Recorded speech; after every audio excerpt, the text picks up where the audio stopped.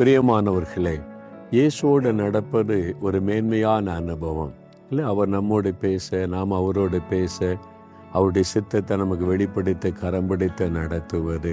107ஆம் சங்கீதம் 8ஆம் வசனத்தில், தவனமுள்ள ஆத்மாவை கர்த்தர் திருப்தியாக்கி பசியுள்ள ஆத்மாவை நன்மையினால் நிரப்புகிறார் என்று எழுதப்பட்டிருக்கிறது.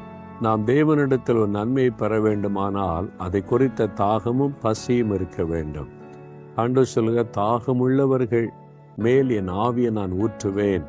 அப்போ ஆவிக்குரிய ஆசீர்வாதத்தை குறித்த தாகம், அந்த அபிஷேகத்தை குறித்த தாகம் உள்ளவங்க மேலே தான் ஆவியை ஊற்றுவாராம்.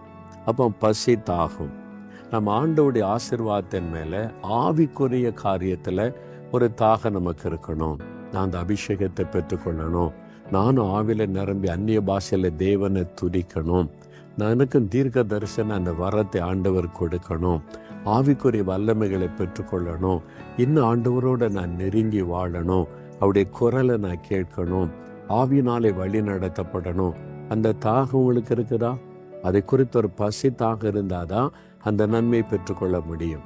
நிறைய பேர் வெறும் உலக காரியத்தை தேடுவது, வேலை, ப்ரமோஷன், வீடு வாங்கணும், அது வாங்கணும், இது வாங்கணும். இதெல்லாம் நிலையில்லாதது, இல்லை கொஞ்சம் உலகத்திற்குரியது. நிலையான ஆசீர்வாதம் என்னன்னா ஸ்பிரிச்சுவல் பிளஸிங், ஆவிக்குரிய ஆசீர்வாதம். 2 ராஜாக்கள் 2ஆம் அதிகாரத்தில் எலியாவை தேவன் எடுத்துக்கொள்ள போகிறார்னு தெரிந்த உடனே எலிசா பாருங்க, தாகத்தோடு தேடுகிறார், பசியோடு தேடுகிறார். எலியாவை தொடர்ந்து போகிறார். உம்மிடத்தில் இருக்கிற ஆவியின் வரம் எனக்கு வேணும்னு கேட்கல, 2 மடங்கா வேணும்னு கேட்கிறார். ஏன்னா நான் இன்னும் வல்லமையா இயேசு ஆண்டவருடைய வல்லமையை பிரஸ்தாபப்படுத்த ஊழியத்தை செய்யணும்னு சொல்லி ஒரு தாகம், பசி தாகம். அப்போ உங்களுக்குள்ள அது இருக்குதா? ஆவிக்குரிய காரியத்தை குறித்து இன்னைக்கு கேளுங்க. ஆண்டவரே, உலக காரியத்தை தேடி தேடி தேடி நான் சோர்ந்து போனேன். எனக்கு நான் ஐமானம் உங்களோடு இருக்கணும், உங்கள் குரலை கேட்கணும், அவருடைய ஆவியினால் நடத்தப்படணும்.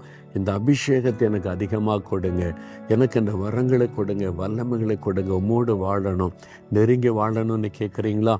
தகப்பனே, ஆவிக்குரிய ஆசீர்வாதத்தை குறித்த தாகத்தோட பசியோட ஆண்டவரே, உம்முடைய அபிஷேகத்தை எனக்கு தாங்க, வரங்களினால வல்லமினால நிரப்புங்க, ஆவியானுடைய வழி நடத்துதலை எனக்கு தாங்க, உம்முடைய குரலை கேட்கணப்பா.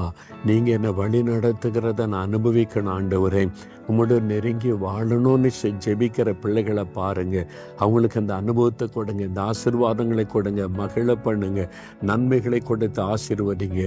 இயேசு கிறிஸ்துவின் நாமத்தில் ஜெபிக்கிறோம் பிதாவே. ஆமேன், ஆமேன்.